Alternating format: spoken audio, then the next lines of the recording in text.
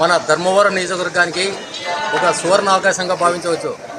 ఎందుకంటే ఈరోజు మన భారతీయ జనతా పార్టీ అభ్యర్థి మన సత్యకుమార్ అన్న గారు మంచి మెజారిటీతో తక్కువ సమయంలోనే మంచి మెజారిటీతో గెలిపించినందుకు ధర్మవరం ప్రజలకు, బడుగు బలహీన వర్గాల వారికి, అలాగే ఎన్డీఏ కూటమిలో సభ్యులకు, అలాగే గ్రామీణ ప్రాంతాల కర్షకులకు, కార్మికులకు, స్నేహితులకు, సన్నిహితులకు అందరికీ ధన్యవాదాలు తెలుపుకుంటున్నాను.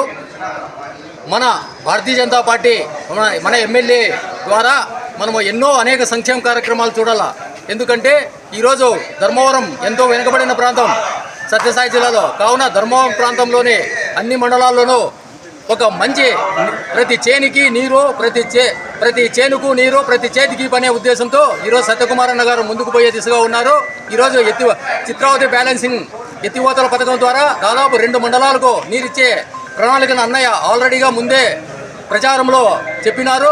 అదేవిధంగా 1000 కోట్లతో ఈ ధర్మవరం నియోజకవర్గానికి ఒక ఇండస్ట్రీ తేవాలనే ఆలోచన అన్నయ్యలో ఉంది. కావున మనమందరం కూడా అన్నకు బాగా మద్దతు ఇస్తూ వచ్చే 2029 ఎన్నికల్లో మన భారతీయ జనతా పార్టీ సైనికులే మనం అన్న అఖండమైన గెలిపించవాలని మనమందరం కోరుకుంటున్నాము. అందువలన ధర్మవరం ప్రజలందరికీ ధన్యవాదాలు తెలుపుకుంటున్నాను. మన ధర్మవరం నియోజకవర్గం తరఫున అలాగే పట్టణంలో ఉన్నటువంటి వాళ్ళు అన్నకి అఖండ మెజార్టీతో గెలిపించినందుకు ప్రతి ఒక్క కార్యకర్తకి, నాయకులకి, ప్రజలకి అందరికీ నా యొక్క పాదాభివందనం. గెలుపుకి తోడ్పాటును అందించినటువంటి ధర్మవరం నియోజకవర్గంలోని గ్రామీణ పట్టణ ప్రజలందరికీ బీజేపీ పార్టీ రుణపడి ఉంటుంది. ముఖ్యంగా బీసీల ఐక్యతతోనే ఇది ఇప్పటికి రాజకీయ పార్టీలో కనువిప్పు కలుగుతుంది. ఈ విజయము బడుగు బలహీన వర్గాల విజయం. ఇది నమస్కారం. ఈరోజు ధర్మవరంలో సత్యకుమార్ అన్న గెలుపుకి పనిచేసిన ప్రతి ఒక్కరికి పేరు పేరున ధన్యవాదాలు.